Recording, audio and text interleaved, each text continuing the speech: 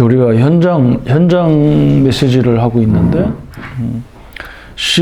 현장 복음 메시지가 11가부터 15가까지가 이제 대표적인 현장을 얘기하는 거예요. 뭐 현장이 뭐 이런 사람만 있겠어요, 그죠? 뭐 그게 기존 신자도 있고 낙심한 사람도 있고 뭐 여러 종류의 사람이 있겠죠. 뭐 그래서 대표적인 것만 뽑아서 하는 얘기예요. 그래서 오늘 13과는 믿다가 낙심한 이유가 무엇이냐, 낙심자를 얘기하는 거죠. 그래서 그 예로 교회 다니다 낙심하는 사람 되게 많아요. 근데 뭐 복음 때문에 낙심하는 사람은 없어요. 거의 대부분 보면 이제 사람 때문에 낙심하고. 그런데 이 사람들이 믿음의 대상을 정확하게 파악을 못한 거예요. 그래서 교회도 그냥 일하러 온 사람들, 그죠? 그게 제일 문제예요. 그걸 어떻게 할 수 있냐면, 예배 드리는데도 중간에 나가고, 뭐 전화 받으러 가고, 또 봉사하는데 다 끝나지도 않았는데, 예배는 축도까지 받고 나가야 그게 예배거든요. 그렇잖아요. 그 마지막 3일째 하나님 앞에 축복을 받고 나가는 건데, 그냥 다 메시지 들으면 이제 설교 끝나면 나가는 사람도 있더라고. 그건 이제 바보예요. 잘 어리석은 거죠, 그죠? 그 참 그런 사람들이 나중에 이제 거의 또 보면 이제 실족하는 경우가 많죠. 너무 안타까운 거예요. 낙심자들을 보면 너무 안타깝다. 그래서 뭐 어떻게 말은 못하면 뭐 자기가 간다는데 뭐 말 우리가 어떻게 할 수는 없지만 진짜 하나님을 믿어야 되죠. 그래서 서론에 교회에 출입한 사람의 80%가 믿지 않고 있으며 나는 과거에 잘 믿었다고 말하는 사람이 많다. 잘 믿은 게 아니죠. 믿으면 하나님을 믿는 거지. 교회 생활 잘했다는 말이지 믿은 건 아니거든요. 근데 이 말이 절대 또 못 알아들어. 나는 교회 가서 뭐 열심히 했는데도 안 된다 그러잖아. 열심히 했지. 기독교는 뭔가 한다고 생각하는 게 이게 잘못된 거거든요. 하나님이 우리한테 뭘 받을 게 있습니까? 전능자가. 그죠? 하나님, 우리 헌신이 뭐가 필요합니까? 하나님 앞에. 하나님이 하면 되는데. 하나님은 당신이 우리를 위해서 주신 복음을 잘 이해하고 누리는 것을 원하는 거지. 막 내가 뭘 몸부림치는 게 원하는 게 아니잖아요. 하나님은 돈이 없어서 우리가 돈 달라고 합니까? 말도 안 되잖아요. 하나님, 우리 헌신이 뭐가 필요하냐고, 하나님 앞에. 우리가 사는 날 동안 필요해서 우리가 필요한 거지. 하나님은 필요 없어요. 이걸 정확히 알아들어야 돼요. 그래서 낙심한 이유, 그랬어요. 믿는 것이 아니고 교회당을 출입한 것이다. 오히려 고난을 더 당하는 것이다. 절대적이죠, 이게요. 믿었던 게 아니에요. 교회당을 출입한 거지. 이게 종교하고 똑같은 거예요. 믿음은 그게 아니잖아요. 히브리서 11장 6절에 그랬잖아요. 믿음은 하나님을 기뻐하게 하는 방법이 여기 있잖아요. 하나님은 믿음이 없이는 하나님을 기쁘시게, 하나님이 원하는 게 믿음을 요구하는데, 믿음이 뭐냐, 그걸 설명했죠. 히브리서 11장 6절에. 그가 계신 것과, 그렇잖아요. 그가 자기를 찾는 자. 내가 할 수 없어서 주님을 찾는 사람이 그게 믿음이라는 거예요. 그래서 교회당을 출입하는 거, 그건 큰 문제가 온단 말이죠. 결국 하나님을 체험하지 못한 거예요. 하나님을 체험하지 못해. 하나님이 살아계시구나, 이걸 못 본 거예요. 하나님을 체험하지 못했다는 뜻은 뭐냐? 고린도전서 2장 10절부터 14절까지 보면 성령의 내주, 그죠? 성령 하나님 우리에게 주신 이 축복을, 하나님 우리에게 주신 축복 중에 축복이 성령을 우리에게 주신 거잖아요. 왜 성령을 주시냐? 고린도 2장에 설명하잖아요. 성령의 인도를 받으면 하나님이 우리에게 주신 것들을 알게 하려 함이라 그랬거든요. 성령이 역사하면 내게 하나님이 주신 축복이 뭔지를 계속 알게 하는 일. 어마어마한 걸 주신 거지, 사실은. 이걸 체험하지 못했기 때문에 그 중심 상태는 로마 3장 23절에 불신자 상태와 똑같은 거예요. 그래서 두 번째 보니까 하나님을 체험하는 5가지 순서가 있다 그랬어요. 첫 번째는 영접해야 되겠죠. 예수님을 주인으로. 이 주인이란 말이 굉장히 중요한 거예요. 사람들 거기다 나도 예수님 주인으로 영접했다는데 영접해놓고 자기가 주인이잖아요. 그게 문제거든요. 또 뭐 나는 내 주인이 하나님인데 내 가족들의 주인은 또 나야. 그죠? 나는 하나님의 주인인데 우리 믿음의 교회 주인은 조성구라고 이렇게 되면 큰일 나잖아요. 그죠? 우리 성도들도 그렇게 생각하잖아요. 이 교회의 주인이 목사라고 생각하니까 뭐 목사에 따라서 뭐 자기 기분이 왔다 갔다 하는 거예요. 안 그러잖아요. 우리 교회 주인이 하나님이 우리는 대리자예요. 대리자도 안 되는 거죠. 어떻게 보면. 즉시 그때 영접할 때 즉시 해결되는 거예요. 우리가 눈에 보이지도 않고 표시도 안 나지만 죄와 허물로 죽었던 원죄, 자범죄, 조상의 죄 여기서 우리를 구원한 거예요. 그것도 언제까지? 과거, 현재, 미래까지. 계속적으로 해결되는 거 있죠. 해결되면서 그게 열매가 되는 거예요. 갈라디아서 5장에 보면. 우리가 문제라고 하는 것도 막 인생을 살다 보면 계속 오잖아요. 무슨 일이. 안 오면 좋을 것 같은가 봐, 성도들은. 안 올 수가 없잖아. 나 혼자 사는 세상이 아닌데. 그리고 나하고 막 여러분하고 막 우리 목회자들하고 막 한 몸처럼 움직이지 않잖아요. 내 의도와 다른 게 많잖아요.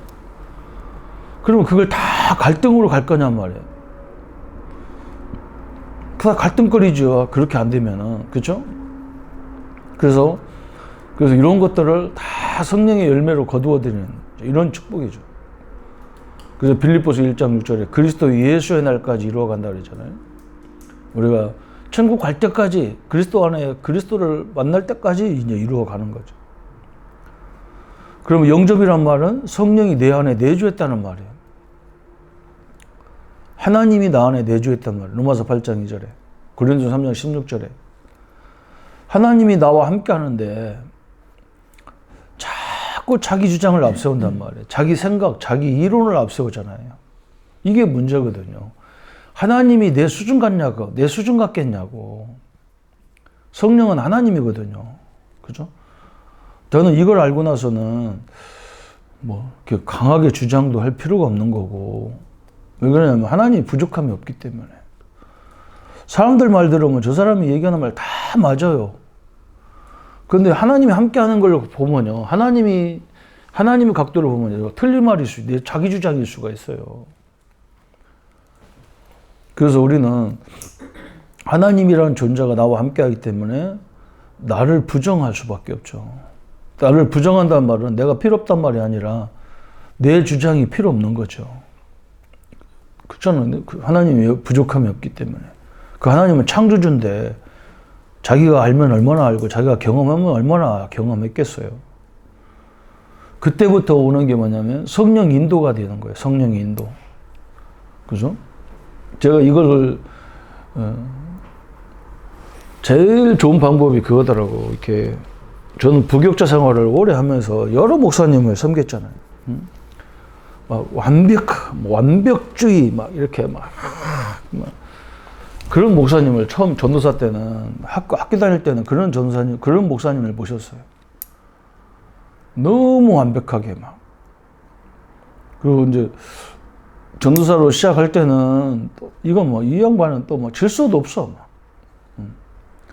그리고 부목할 때 목사님은 또 막 이건 완전 막 그 모습 자체가 작은 예수 같아. 너무 경건해 막. 이런 분을 다 모셨다니까요. 그러니까 저는 목사님들을 모시면서 제일 좋았던 게 뭐냐면 성령 인도를 알겠다라고. 목사님들은 거기다 그냥 네가 알아서 해라 이런 소리 많이 하시는데 자꾸 물어봐야 돼. 목사님 이거 이렇게 해도 되겠습니까? 저렇게 해도 되겠습니까? 그렇잖아요. 이게 인도더라고 나중에 보니까.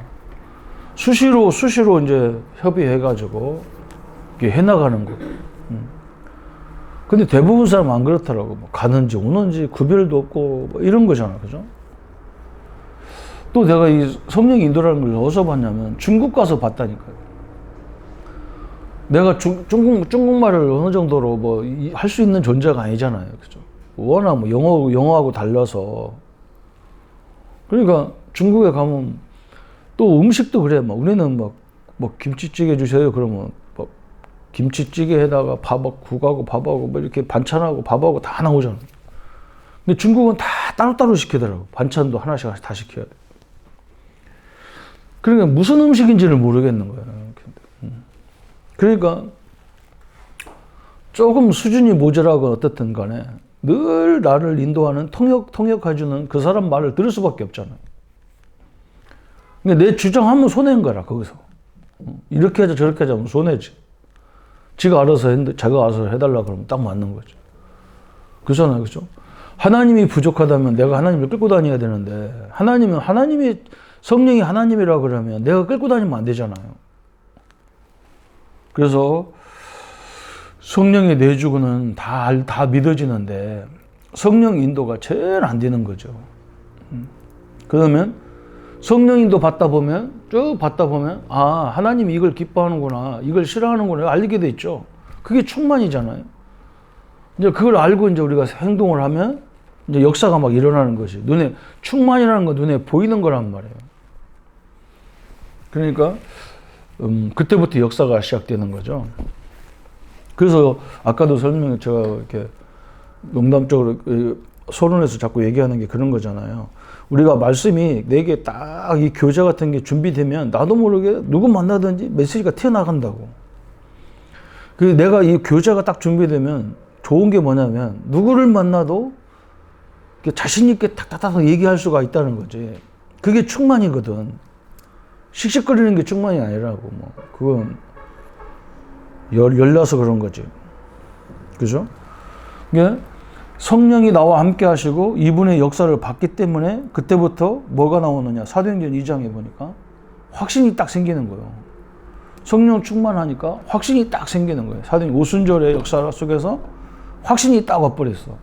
그래, 우리 하나님이 애굽도 해결했고 홍해도 광야도 다 해결한 하나님인데 그 하나님이 지금 나의 하나님 아니냐. 이 확신이 딱 생긴 거예요.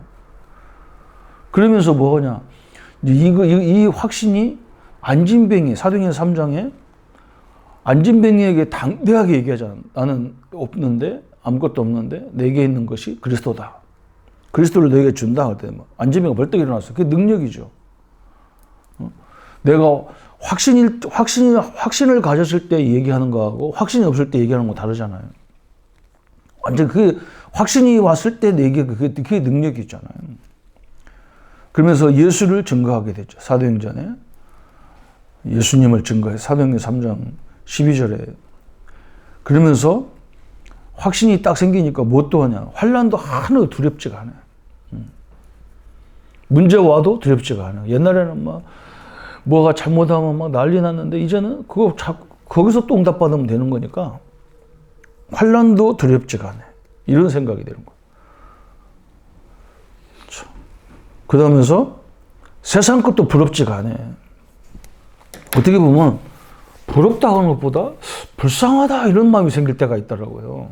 왜 그러냐면 저 사람은 저것 때문에 저 얄팍한 지식, 저 얄팍하게 가지고 있는 저것 때문에 이 하나님을 믿지 못한다는 그것이 불쌍하잖아요. 옛날에는 내가 하나님이라는 존재가 나와 함께하고 구원의 축복이 어떤 건지 모를 때는 나보다 많이 가진 사람, 많이 배운 사람 보면 열등감에 빠져가지고 나는 왜 우리 부모는 나한테 왜 안 줬고 안 가르쳤고 이런 소리 했어 그러는데 그죠? 하나님 역사를 알고 나서는요 전혀 달랐어요. 그게 우리 믿음의 선배들의 얘기입니다. 세상 것도 부럽지 않고 그러면서 사명이 생기는 거예요. 사도행전 6장부터 8장까지 교회를 살려야 될 사명. 그게 사도행전 6장이잖아요. 사도행전 7장이 현장을 살리잖아요. 자기를 살리려고 스데반이 자기 살라고 했으면 변명하고 그랬어야 할 건데 이 사람들이 복음을 들을 수 있는 기회구나. 이래서 자기가 죽으면서까지도 복음을 얘기하고 죽잖아요. 사도행전 8장에 사마리아, 그죠? 사마리아를 살리는 사명이 생겼어요. 그 다음에 세상을 변화시키는 거예요. 세상을 변화시키는 방법이 뭐였냐면 사람이 변화되는 거예요. 사도행전 9장과 10장에 보면 예수님을 그리스도라는 사람을 잡아 죽이러 다니던 사울이 바울로 변화됐어요. 이게 엄청난 애국인 거예요, 이게. 사도행전 10장에는 고넬료, 그죠? 로마 군인 백부장. 이 사람을 살려내죠. 세상을 변화시켰어. 선교의 문이 열리잖아요. 선교의 문. 사도행전 1장부터 28장까지. 모든 사건, 문제가 문을 여는 방법이었어요. 이게 굉장히 중요하죠. 그죠? 그래서 우리가 이 성령 인도 받는 사람, 성령 충만한 사람을 만들어내는 게 이제 지금 그래서 우리가 계속 하는 게 뭐냐면 이 성령 충만을 어떻게 지속할 수 있느냐, 이게 이제 우리 교단의 굉장히 중요한 그 이슈잖아요. 그래서 기도에 대한 얘기를 계속 24시 기도, 이 축복을 누리라는 거예요. 한마디로 성령이 나와 함께하는 이 축복을 계속 24시 누리라는 거예요. 그리고 이걸 누리도록 계속 훈련이 있는 거예요. 이게 푸싱이. 그래서 나는 한국 교회가 제자 훈련을 해놓고 이 푸싱을 안 해주니까 계속 이렇게 옆에서 이 부모님들이 잔소리 교육을 하잖아, 애들한테. 맨날 뭐 공부해라, 뭐 차 조심해라. 누가 옆에서 계속 얘기해 준다고. 그게 굉장히 중요한 거거든. 그냥 잔소리 같이 들리는데 어느 날, 그래, 차 조심 해야지. 그래, 건강 조심해야지. 이렇게 딱 나오는 거예요. 이 다락방에 와서 정말 제가 좋았던 게 뭐냐면, 사람이라는 게 그렇잖아요. 나도 막 좀 쉬고 싶을 때가 있잖아. 하여간 뭐 진짜 어떤 때는 좀 요즘 같은 경우가 또 그런 거야. 막 나가서 전도도 할 수도 없지. 해도 뭐 그렇게 뭐 가시적인 뭐 증거도 안 나타나지. 딜레마에 올 수가 있거든. 그런데 옆에서 계속 하나님 은혜를 막 받을 수밖에 없는 그런 시스템을 만들어 놨기 때문에 안 돼도 우리는 상관없잖아요, 사실은. 교회 부흥을 위해서 전도하는 거라면 이건 장사건도 아니고. 그래서 예수님이 이 12제자를 세웠는데 이제 이 비밀을 깨달은 12제자를 말하는 거예요. 그러니까 소수 집중을 하란 말은 다수를 변화시키려면 소수를 정예화하지 않고는 다수를 움직일 수가 없어요. 그게 굉장히 중요한 이제 방법이에요. 그래서 저 중국이라는 나라를 요즘에 뉴스에 계속 나오잖아요, 그죠? 이제 시진핑 주석이 이제 1인 독재로 나가는 이제 그런 1인 혼자 이제 다 할 수 있는, 옛날에는 7인 7명이 상의해서 했다면 이제 혼자 한다 그러잖아요. 그런데 저 13억을 움직이는 힘이 그 7인방이라는 데서 나오는 거예요. 이게 확실하게 이걸 내 조직을 끌어갈 수 있는 일꾼이 몇 명이 딱 되면 전 다수를 다 움직일 수 있는 권한이 있는 거예요. 그렇게 되어지게 돼 있는 거죠. 근데 그래서 제자가 필요한 거예요. 다수를 살리려고 하면 소수를 집중할 줄 알아야 돼요. 그러면 다수가 필요 없냐? 그 말은 아닌데 다수를 움직이기 위해서 살리기 위해서 소수가 집중이 돼야 된다. 그 말이죠. 그래서 오늘은 믿다가 낙심하는 이유가 뭐냐? 그래서 자기에게 믿는다는 것은 하나님이 나와 함께하는 걸 믿는 건데, 그러면 그 말은 성령이 나와 함께하는 걸 믿는 건데, 이 성령의 인도를 받지 못하다 보니까 자기는 인도라고 가는데 그게 죽음의 길이란 말이에요. 그게 참 어려운 거죠, 그죠? 이 축복을 우리 성도님들이 늘 성령 하나님은 내가 시들어져도 성령 하나님 나와 함께 하셔요. 그게 특징이에요. 그래서 빨리 나만의 성령 충만을 빨리 찾는, 지속할 수 있는 이 힘이 필요하죠. 이 힘을 누리기를 예수님의 이름으로 축원합니다. 예수님 감사합니다. 믿다가 낙심한 사람들이 너무 많은 현장입니다.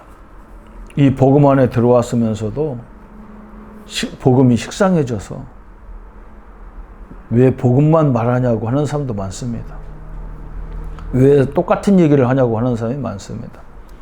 하나님, 우리가 하나님이 나와 함께 하는데 더 이상 부족한 거 없는데 이 성령 하나님 앞에 매일 내가 성령이 인도받는 훈련이 안 돼서, 그리고 성령의 사람이 안 돼서 늘 갈등하고 낙심하는 이 시대 상황입니다. 우리에게 성령과 늘 동행하는 축복을 허락하여 주옵소서. 그래서 나만의 성령 인도받는 방법들을 다 찾게 하여 주옵소서.